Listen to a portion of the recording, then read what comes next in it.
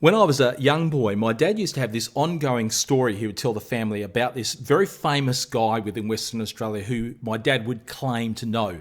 Now, the guy's name I'll simply go with is Grant.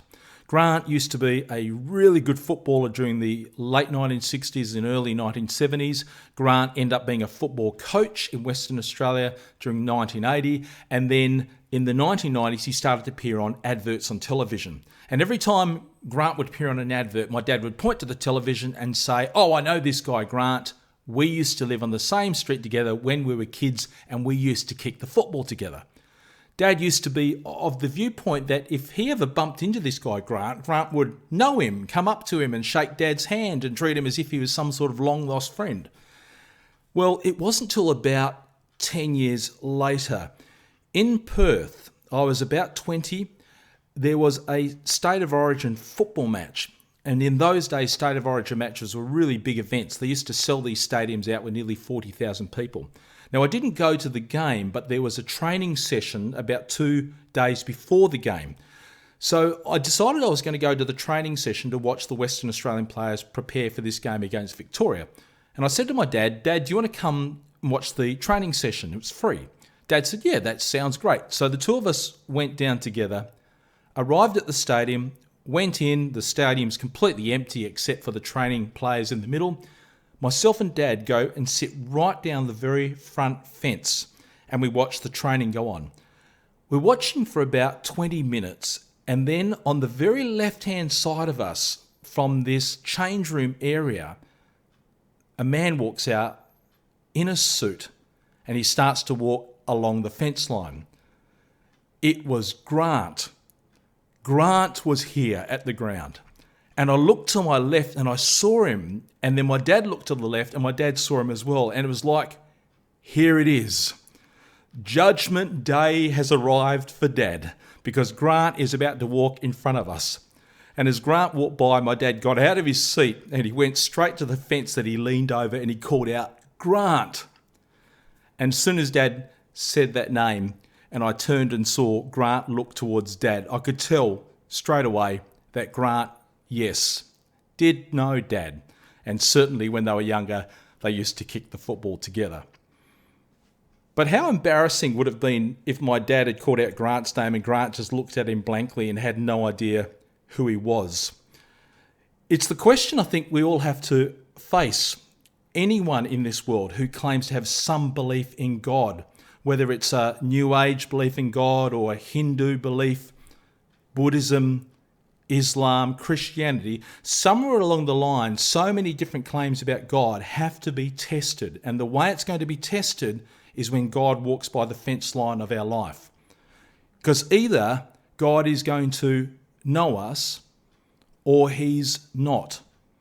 And whatever image or picture we have created of God, God will either fit that or we have simply created a God of our own design. Now, there's a parable Jesus tells in Matthew 21. It's called the parable of the tenants. It goes something like this. There's this landowner who has this very large vineyard. He decides he's going to go and leave this place and go and live in another land. So he rents it out to a group of tenants and says, "You can stay here, do work, earn profits, but I will send my servants from time to time to come and collect the fruits and bring it back to where I live." The tenants come, they agree to the plan, the owner leaves and goes to this other country.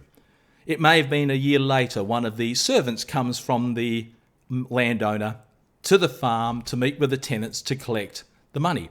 But when he meets with the tenants say, no, we're not giving any fruits from this place to the master. This is our land. And of course the servant says, "No, that's not the deal." So the tenants get angry at the servant, they beat him up. The servant goes back, reports this to the master, so the master sends another servant along.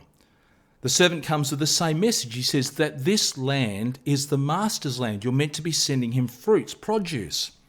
And the tenants say, "No, this is now our land." So they take that servant, they beat him up as well. They do that with the third, they do that with the fourth. In fact, they start getting further aggressive. That results ultimately in the deaths of some of these servants turning up.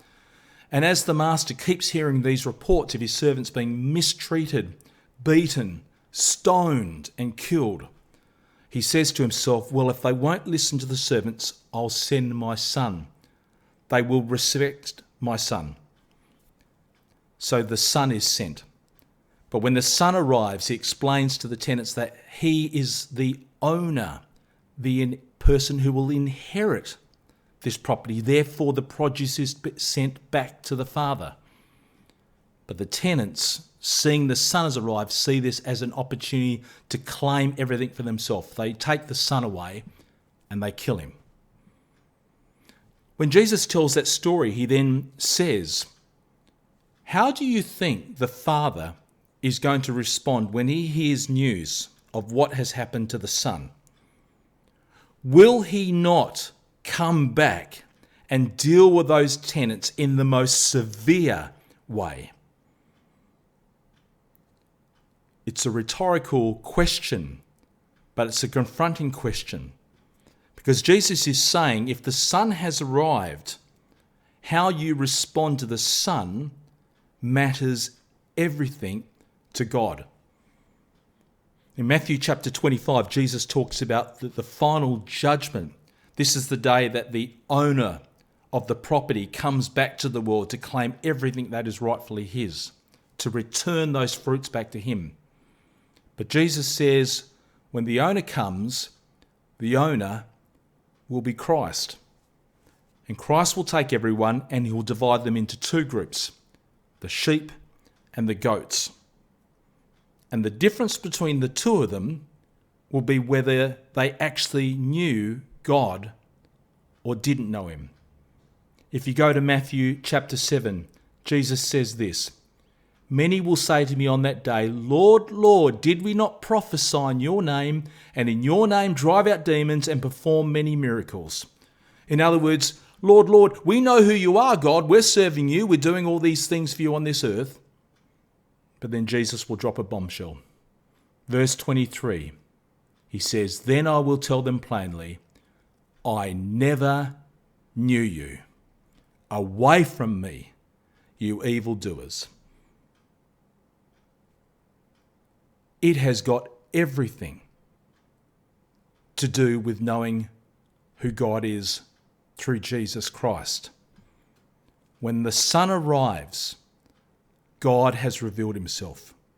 And to prove that you know God will depend entirely about whether you know Christ.